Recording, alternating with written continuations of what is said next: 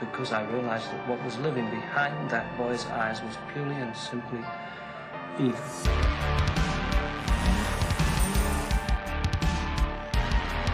Thought the game was over, but it's only just begun.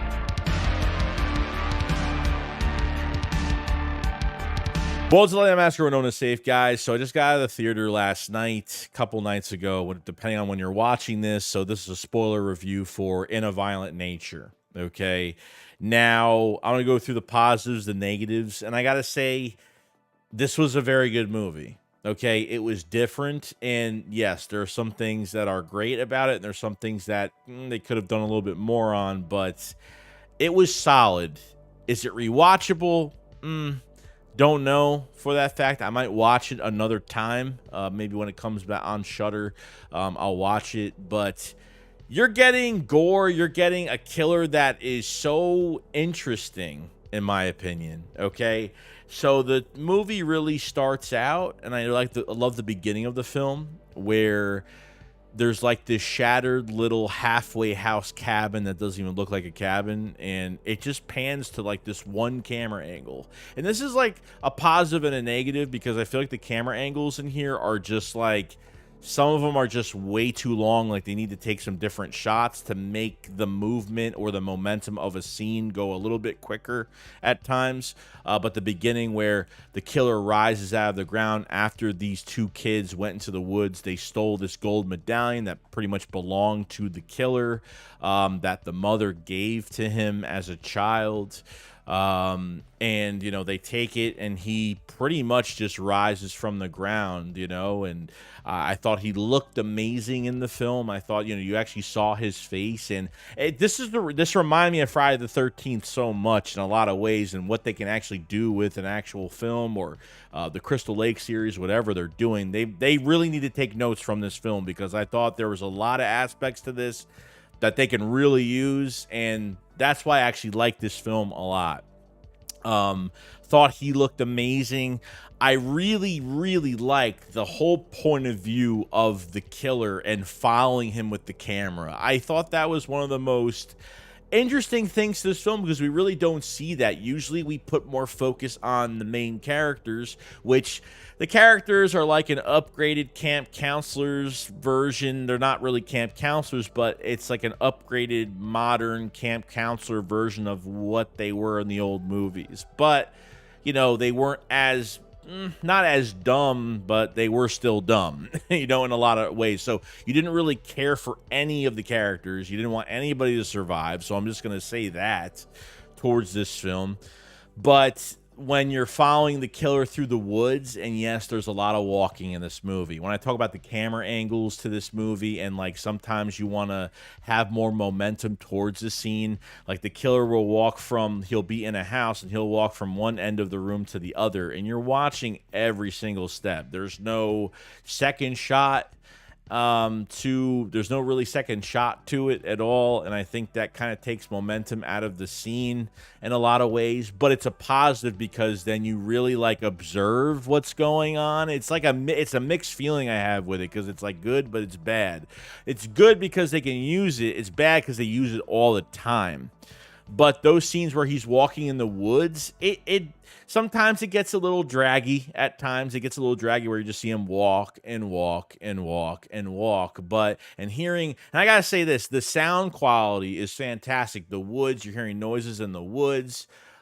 Just the kills in general, how everything sounds, you know, just it looks fantastic. If you want to talk about kills, you're going to get it in this film, okay? So there was a few kills I actually really liked here. Obviously, the favorite one that everybody was talking about was the yoga scene kill, okay? And I have to say this, I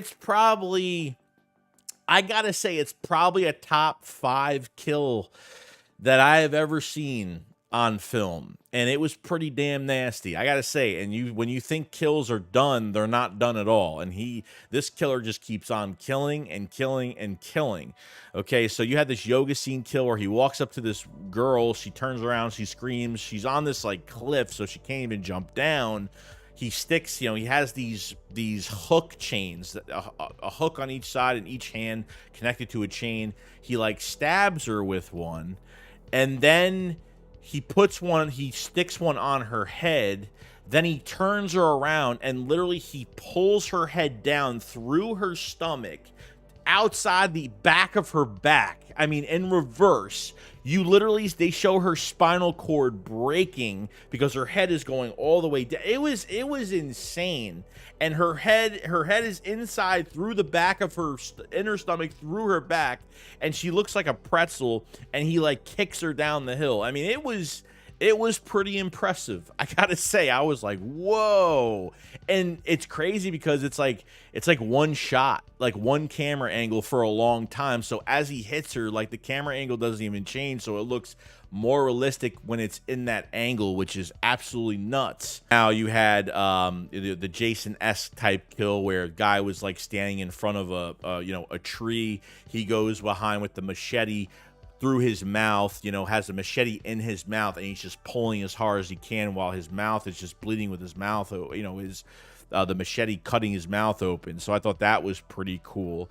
The log splitter kill on the sheriff I thought was pretty good. And that scene was actually probably one of the scenes where they like I said, the camera angle never changed for a lot of kills. Like the log splitting kill where like the log splitter was there, he took like the sheriff's arm, he dragged his arm over the log splitter and then turned it on and cut his like arm off, and then he put his head on, he literally dragged his body on top of it so it would go right between his neck, and it just sliced his neck and his head just fell off. I mean, it was crazy. And there was another one where one of the survivors was or at least trying to get the killer's distraction, and he goes behind him and starts yelling at him, and man, he hits him with this hammer axe right to the face. And as soon as he hits the ground, he hits him again and again. Like, I'm talking 50, 60, 70 times in this film, which was fantastic. There's a little bit of story behind this. I mean, I have to watch it another time. I don't really get it too much, but in the beginning of the film, he doesn't have that mask. That apparently it's an old fireman mask. He grabs the hooks from somewhere else, and he grabs a chain from another place. But the fireman mask and like the hammer axe, the mini hammer axe, he got from the sheriff's office, I guess from a history wall type, the history of the town or something like that. I actually really dig the look a lot. I absolutely love the look. He just looks, I don't know, I can't even really describe it. He just looks amazing. I don't know. Everyone thought it was a dumb mask, but I actually really liked it. I think one of my favorite scenes as well is how sneaky he is, as much as he's making a lot of noise walking and walking and walking. The color grade was fantastic, where it showed like nighttime, it showed like sunset while he's just walking, and time is lapsing and walking. He hears noise, he sees a car full of kids going in a direction. He just starts walking that direction. It was pretty amazing. There's a scene where across the river, like these, the yoga chick and this girl were talking, and he literally just walks slowly into the water and just kind of, descends into the water slowly and like goes to the other side. One of the other girls leaves. One girl is on the boardwalk or on the dock, and he like drowns her in the water, and then all you see is her body just come back up from the water, just floating. I thought that was really cool. Like, but like I said, like, there's so much potential to this where they can make another movie. There was one survivor in the movie at the end. She gets picked up by this woman, and I think this woman at the end of the film is the killer's mother. I could be wrong. I don't know. So I need to rewatch it again because it kind of confused me a little bit. Some of these, and really the negatives I have for this, okay, is really just, they just have to fill some of these scenes up a little bit, and because there's barely any different camera angles, it really drags out like one scene. Okay, some scenes were way too long. The woman at the end that picked up the survivor while they're driving, that conversation was like a long time. They were talking for a long time. A lot of quietness. Obviously, seeing the killer walk, it's nice in the beginning when you see him walk for a good amount of time. And then there was another point where he was fighting two people And he was walking faster as he was going to kill somebody, which was pretty cool. But there are times where it just drags so much. You're just like, I've seen this a million times in this movie already, and you kind of want things to speed up a little bit more. And, you know, they added a couple more camera angles to him walking. And once he had that mask on, they started using a couple different camera angles towards the end of the film. I think it was a good film. I do. I think they can continue off this. I think they can really do some different things. I don't know if there is a sequel in the making or they're thinking about doing another one, but I really think they should, because this reminded me, as soon as I saw the trailer for it, before I saw it, I said, man, this is like a Friday the 13th reincarnated to another character. And they need to take notes, A24 or whatever, you know, hopefully if New Line Cinema gets their shit together with that franchise and actually puts a film out, take some notes from that film, because I'm telling you, I really enjoyed what I watched. This movie is within its own entity because of you're following the killer the whole entire movie. Like, you're just witnessing what he's doing and where he's walking, where he's going. You know, he'll walk in, like in the beginning of the film, like after he rises up from the ground and starts his, you know, his killing spree, he just walks towards this guy's house. He finds the necklace, I guess. There was a necklace there, I guess, or he was thinking about the necklace or something like that. You know, the guy puts a shotgun on him in the house. He rips the shotgun away from him. You don't see it. And you see the guy running for his life, trying to escape. And apparently there's bear traps all over the place. I don't know if the killer set the bear traps up, so he gets bear trapped, and then you just see him corner this guy on the ground, and he starts putting his hand near his face. So there is a couple off-screen kills, and then he went back in the house, he went back outside, and he's passing the guy. He's literally passing the guy that he just killed, and you didn't see the kill, but you see as a whole, pretty much a hole in his face from him ripping a chunk of his face off. I mean, the prosthetics are just off the wall crazy. I mean, you want to talk about prosthetics? Damn, it looked nothing looked fake. Okay, when you have a movie that's in the woods, it's a cheaper budget. You could put so much more into your prosthetics. You put so much more into your blood, into all your other attributes of your film. When you're taping something in the woods, it's a lot cheaper because you don't really have to build sets and do stuff like that. So if I'm going to rank this film, and I'm really hoping to do another one, because I'm not kidding, guys. Like, there was a guy in my theater that was like, man, this movie sucks. Like, man, that was horrible. What were they thinking? I'm just sitting there. I'm like, dude, like, this is what horror is, man. Like, you're not, you know, they didn't want to put too much into the characters. They want to put main focus on the killer. Like, that's what they wanted. And this was a single shot, follow the killer from his point of view. It was absolutely amazing to watch, and I would definitely watch it one more time. I don't think it's the most rewatchable film where you could sit there 10 times and watch it. But I feel like every year you can put this on a couple times and say, yeah, this is an interesting movie. You know, and like I said, sound quality is fantastic. And if I was to rank this movie, I think it's a 7 out of 10. I think it's a solid film. I'm expecting a lot more. I'm hoping to God they do another one. They should do another one. I don't see why not. And upgrade it a little bit. You know, they probably made a little bit of money from this. You know, let's upgrade the quality. Let's do the same thing that you've been doing, but let's add some more camera shots. Let's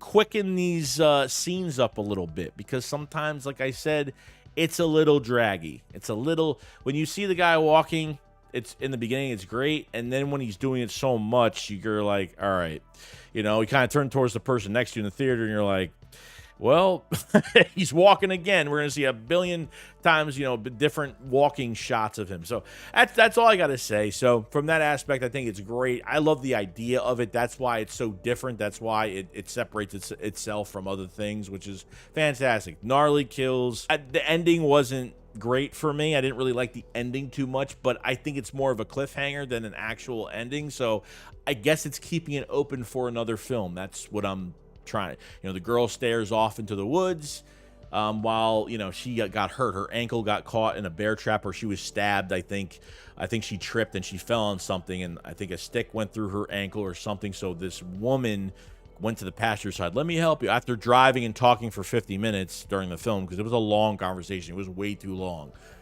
She's like, let me help you. And, she was going to, stop the bleeding and stuff. So all the survivors, she like lifts her head up. She's looking in the woods as the car's doors open, and it just ends. So that's really just how it all ended. But other than that, that's pretty much it. 7 out of 10. I would say 7.5 out of 10. It was really solid. I personally really liked it. I'd probably watch it one more time with friends and stuff like that, and kind of get my glimpse on it just one more time, and then see if they have anything else cooking with it. So let me know in the comment section below what you guys thought of In a Violent Nature. What do you guys think of it? And I kind of want to put this video out because I just saw it. It was fresh in my mind, and I had some time to think a little bit before I went too crazy. But no bad news. Obviously some negatives, but a lot of positives, and a lot of positives to move forward with it. So you guys let me know in the comment section below. I will see you guys on the next one. Peace out.